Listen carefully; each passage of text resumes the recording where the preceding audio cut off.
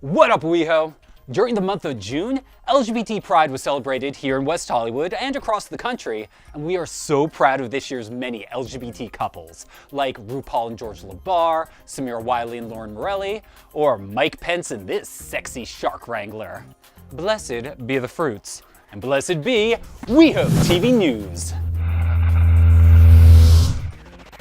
Keep it proud, West Hollywood. I'm Mike Siriaco, and I'm bringing you everything you need to know about WeHo, courtesy of the city of West Hollywood. If you're still nursing your summer beer bus hangovers, you may have missed some important news. Don't sweat it, because I'm going to catch you up to speed with the WeHo Wind-Up. Let's put 30 seconds on the clock. Life was a cabaret at West Hollywood Library for the Adelaide Drive photo exhibit. Richard A. McKay cleared up some misconceptions with his new book, Patient Zero and the Making of the AIDS Epidemic. First Lady Melania was hospitalized and she is expected to make a speedy recovery, although Trump is already eyeing his replacement wife. WeHo said spasibo to West Hollywood Russian Arts and Culture Festival, and Avengers Infinity War hit the big screen. Warning, spoilers ahead, so if you haven't seen the movie yet, I advise you scroll forward a bit. Keep going until you see puppies or me awkwardly riding a bike or something. We good? Okay. As I was saying, Avengers Infinity War hit the big screen, and spoiler, Iron Daddy Stark lost his Spider-Boy toy. Ugh, just like a twink to ghost out before morning. But not before stealing a pair of your news briefs. On May 2nd, the Outfest West Hollywood series hosted a live reading of Jules Nourish's Bitterness, Despair, and Other States of Being, the story of a struggling novelist whose world is turned upside down after she's contacted by her biological mother. Fun fact, the phrase bitterness, despair, and other states of being can also be used to describe Stephen Miller's Tinder profile. May is Bike Month, so on May 17th, the city of West Hollywood celebrated Bike to Work Day by hosting a pit stop with coffee and snacks for the morning commute. Pit crew sold separately. On May 19th, World Dog Day was celebrated at West Hollywood Park. Started by the Vanderpump Dog Foundation in 2016 to raise awareness of global canine abuse, the event featured Lisa Vanderpump and her loyal lapdog, by which we mean Jiggy and not Andy Cohen. The 17th annual Senior Health Fair was held on May 16th at Plummer Park, which offered free health screenings for blood pressure, cholesterol, and mammograms. The event also provided a complimentary lunch and a marathon of NCIS. And finally, on May 20th, the 17th annual Russian Arts and Culture Festival was held at Plummer Park, which featured vendors, food, and authentic Russian music. Personally, my favorite Russian folk song is the Korobianiki, which you may know from this.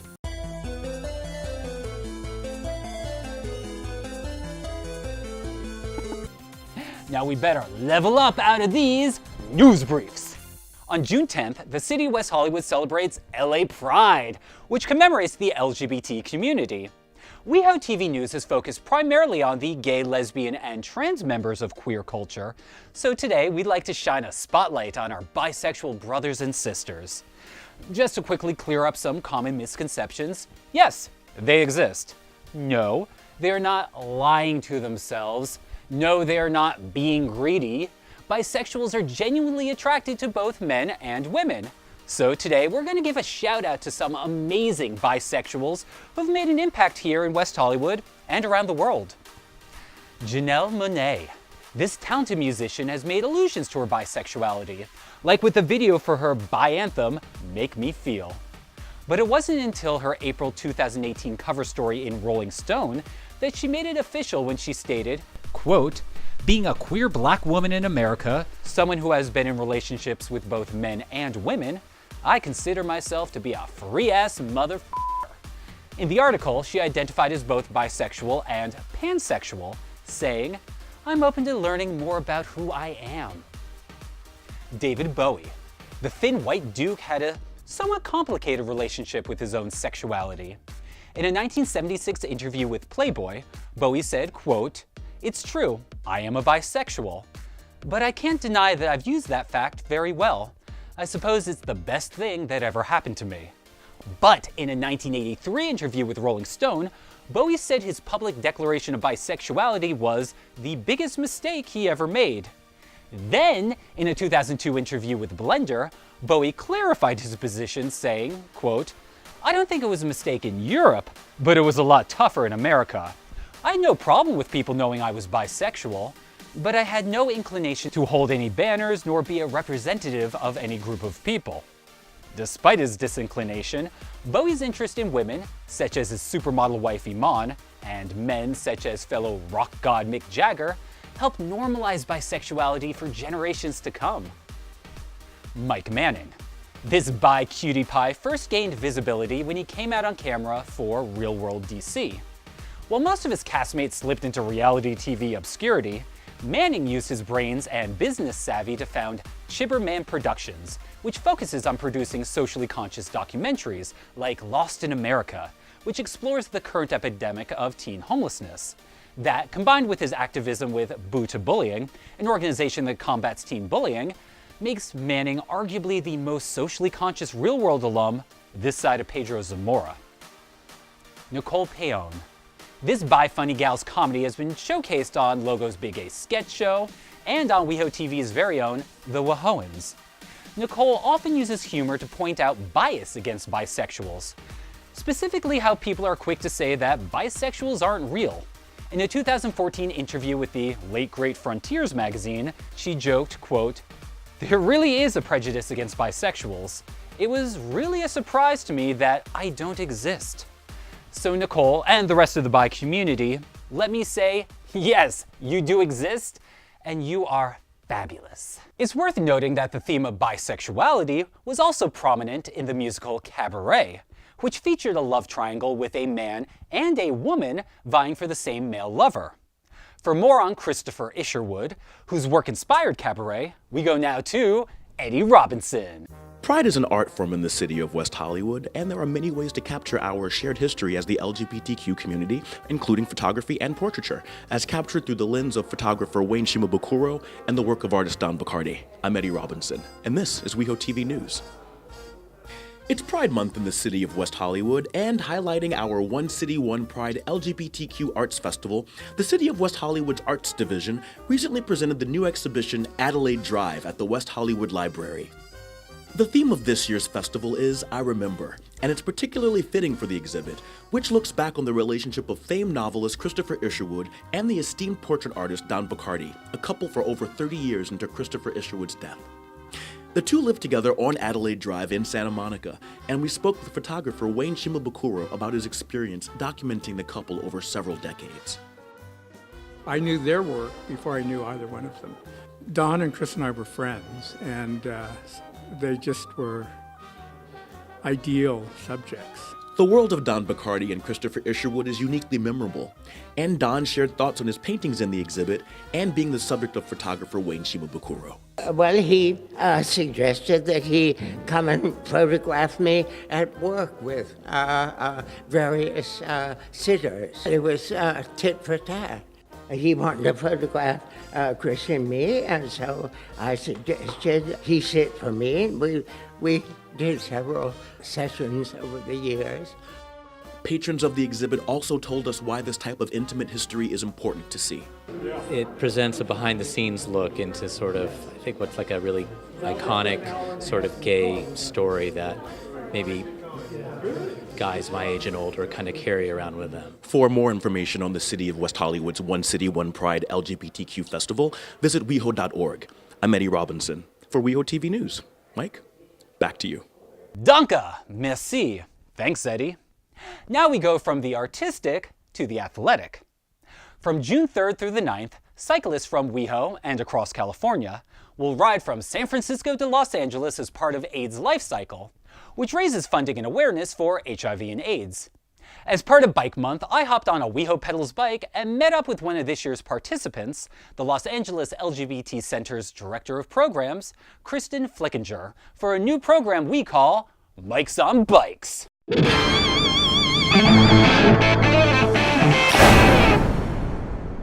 Today we're hitting the mean streets of WeHo to ride with AIDS LifeCyclist Kristin Flickinger and learn more about ALC. So first off, of all the ways to raise money and awareness for HIV and AIDS, why specifically a bike ride?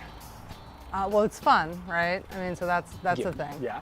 Also, it's super, it's effective. We raise, roughly $17 million a year. It's the largest HIV single event annual fundraiser in the world. Awesome. So let's talk about the nitty-gritty of biking. You can't just hop on your bike and ride from San Francisco to Los Angeles. There's training, right? Well, I mean, so some people do that, but I don't think they have the best time, really. those people hurt. I recommend training, and AIDS LifeCycle it's a full service ride. So when you show up and you sign up for the ride, you get a cycle rep that will help you buy a bike. They'll teach you how to fundraise. They'll get you on a training program. And then we have weekly training rides happening all over the country, actually, even all over the world, where people can hop on. So right now, the Trump regime is kind of messing things up for Americans in general, and specifically for LGBT community. Why is the AIDS LifeCycle more important than ever before? So it really is like now more than ever. We've been saying a lot this year because we don't know what could happen. The center is a huge organization. We have like $120 million budget this next year, and 80% of that is government funding. Wow. That funds those services. So when you think about people coming in and getting tested for HIV. You think of people who are getting treatment. You think about kind of the money that goes to pay for that. In any moment, something insane could happen in Washington that reduces that funding. And AIDS LifeCycle provides stability.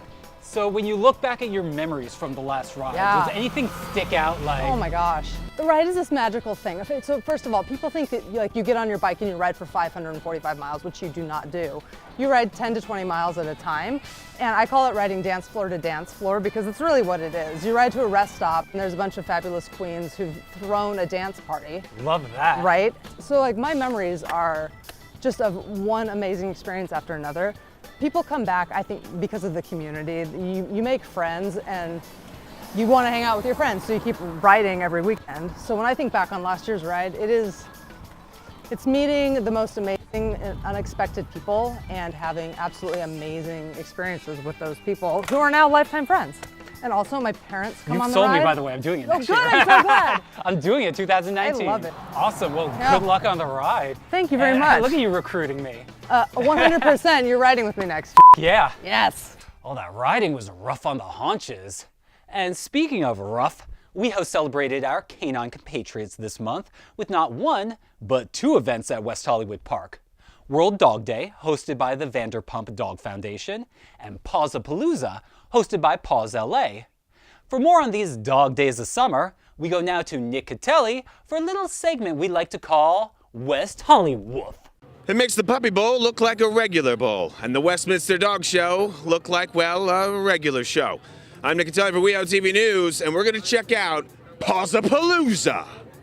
Pawsapalooza is a festival celebrating man's best friend, you guessed it, the dog. We've got tons of events, products, medical care, all dog themed.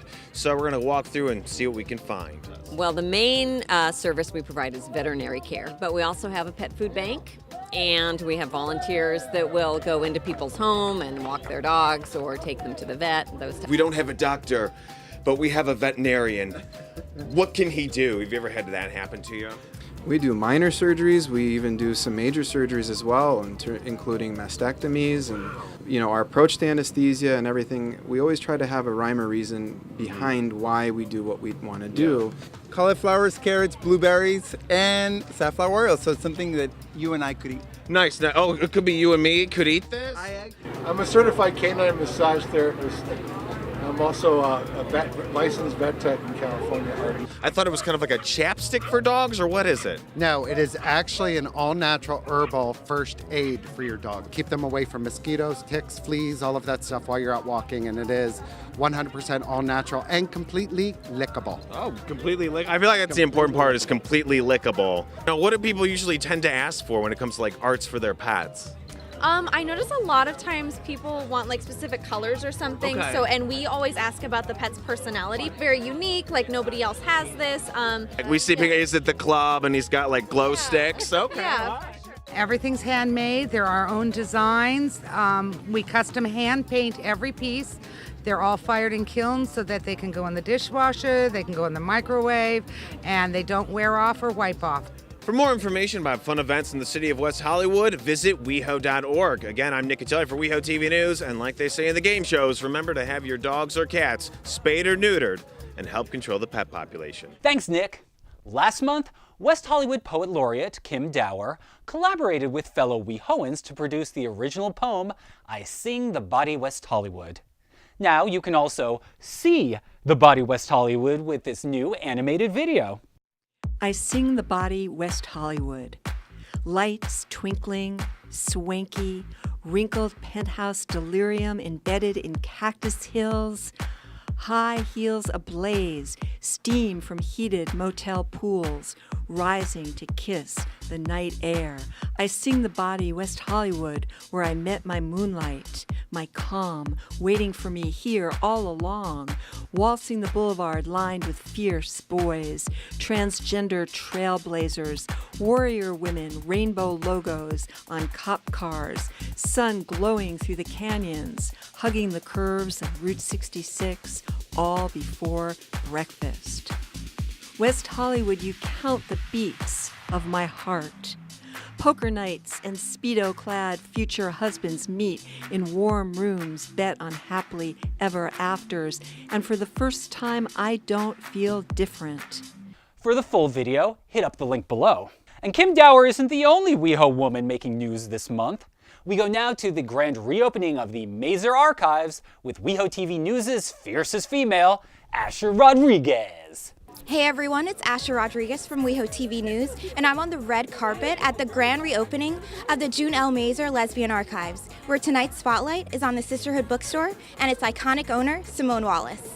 The Mazur Archives were founded in Oakland, California in 1981, and were formerly known as the West Coast Lesbian Collections. The archives were then cared for by June Mazur and her partner Bunny until Mazur's death in 1987. After Mazur's death, the archives were renamed in her honor. Well, June Mazur was an activist who was in a lesbian group that was had offices here in West Hollywood in the 80s. And she met her partner, Bunny McCulloch, also in that group, Southern California Women for Understanding.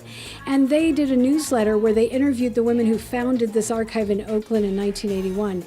And it was then called the West Coast Lesbian Collections.